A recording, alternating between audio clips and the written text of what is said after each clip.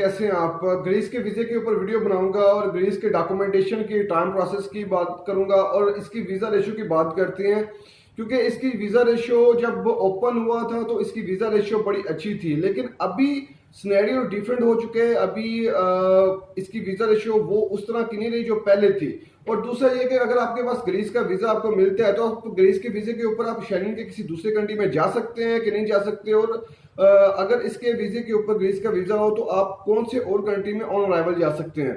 देखिए, अगर आपने ग्रीस का वीज़ा अप्लाई करना है, अगर आप दुबई में रहते हैं, अगर आप उम अल क्वीन में है, शारजा में है, रैस अल खैमा में है, फुजैरा में है, अगर इन स्टेट में है, दुबई में यूएई में रहते हुए, तो आप वीज़ा अप्लाई कर सकते हैं दुबई में वाफे मॉल में इसकी वीएफएस सेंटर में।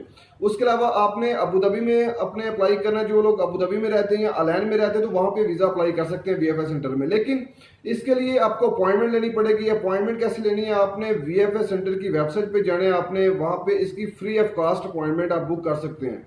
वीएफएस सेंटर की वेबसाइट पे जाएं, वहाँ पे आपने पासपोर्ट की डिटेल देनी है। पहले तो आपने अकाउंट बनाना है, अकाउंट बनाने के बाद आपने पासपोर्ट की डिटेल देनी है। उस डिटेल में आपको जो अपॉइंटमेंट है, जो जल्दी की अपॉइंटमेंट आ रही होगी फर्स्ट, वो आपको शो होगी।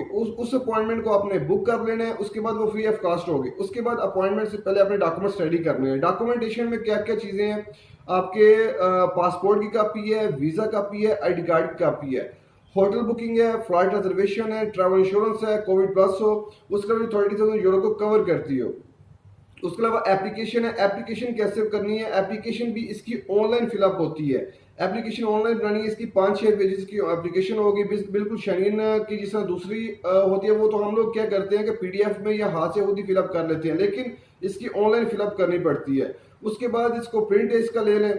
उसके बाद कवर लेटर बनाएं एक। उसके अलावा नो ऑब्जेक्शन लेटर जो आपकी कंपनी आपको इश्यू करेगी, जिस कंपनी में आप जॉब करते हैं। अगर पार्टनर का वीज़ा या इन्वेस्टर का वीज़ा है तो उसमें भी आपको एनओसी चाहिए। उसमें जस्ट आपकी सैलरी मेंशन नहीं होगी, जो बंदा जॉब करता है उसमें उसकी सैलरी मेंशन होगी, और साथ में पार्टनर और ट्रेड लाइसेंस वाले बंदे का जो पार्टनर और इन्वेस्टर वाले का ट्रेड लाइसेंस की कॉपी भी साथ में अटैच होगी। उसके अलावा एक्सपर्टाइज के जो डॉक्यूमेंट है आपके पास तो वो भी अटैच कर दें। इलेक्ट्रिसिटी के बिल हैं आपके पास, टेनेंसी कॉन्ट्रैक्ट है आपके नेम के ऊपर तो वो भी अटैच कर दें। गाड़ी की रजिस्ट्रेशन कार्ड है, मुल्की है, ड्राइविंग लाइसेंस है, तो ये चीज़ें भी अटैच कर दें। अच्छा, तो इसके जो टाइम प्रोसेस लगता है वो 14 वर्किंग डेज है। 14 वर्किंग डेज के अंदर अंदर इसका आंसर आ जाता है। या नॉर्मली तमाम जो शेंगेन कंट्रीज हैं, सब शेंगेन कंट्रीज का टाइम प्रोसेस इतना ही है। लेकिन क्या है कि इसकी जो वीज़ा रेशो की अगर बात करें तो वीज़ा रेशो जब शेंगेन ओपन हुआ था तो उनमें ग्रीस सबसे पहले तकरीबन ओपन हुआ है। तो ग्रीस की वीज़ा रेशो स्टार्टिंग में तो ठीक थी, लेकिन अभी उस लेवल की वीज़ा रेशो इसकी नहीं है जो वो पहले थी। तो अगर आपने ग्रीस का वीज़ा, अगर आपने साइनोफार्म वैक्सीन लगवाई हो तो ग्रीस का वीज़ा अप्लाई कर सकते हैं। और अगर आप चाहते हैं कि जी मैं ग्रीस का वीज़ा लेने के बाद मैं ग्रीस जाऊं और वहां से मैं इटली या फ्रांस का आप ट्रैवल करना चाहते हैं तो आप कर सकते हैं। कुछ लोगों को ये लगता है कि शायद हम लोग ग्रीस जाएंगे या तो उसके बाद हमें ट्रैवल करने की इजाज़त नहीं होगी। ऐसा नहीं है। अगर आपके पास ग्रीस का भी वैलिड वीज़ा है, क्योंकि ये शेंगेन वीज़ा होता है, तो इस वीज़े के ऊपर आप ट्रैवल कर सकते हैं। इवन अगर आपके पास ग्रीस का शेंगेन वीज़ा है तो आप मैक्सिको तक की फ्री एंट्री आपके पासपोर्ट के ऊपर, आप वहां पे भी ट्रैवल कर सकते हैं। क्रोएशिया में कर सकते हैं, सर्बिया में जा सकते हैं, मोंटेनेग्रो में जा सकते हैं। ये वो कंट्रीज हैं, अगर आपके पास शेंगेन का वीज़ा हो, वैलिड वीज़ा हो, तो आप इन कंट्रीज में ऑन अराइवल जा सकते हैं, आपको वीज़े की जरूरत नहीं पड़ती। बाकी अगर बैंक स्टेटमेंट की बात करें तो बैंक स्टेटमेंट अगर आपकी वीज़ा स्टेटस इसके लिए कौन सा चाहिए? वीज़ा स्टेटस अगर आपका अच्छा है, मेसन का ना हो, कारपेंटर का ना हो, या पेंटर का ना हो, या लेबर कैटेगरी का ना हो, आर्चिव क्लर्क का, उसके अलावा सेल का, इस तरह के जो वीज़े हैं इनके ऊपर आप कर सकते हैं अप्लाई। टेक्नीशियन के वीज़े के ऊपर ये भी वीज़ा ठीक है। ये जो लेबर कैटेगरी के वीज़ा ना हो, उसके उसके अलावा जो वीज़े हैं उनके ऊपर आप वीज़ा अप्लाई कर सकते हैं। अगर आपकी सैलरी 3-4 हज़ार दिरहम भी है तो सूटेबल है।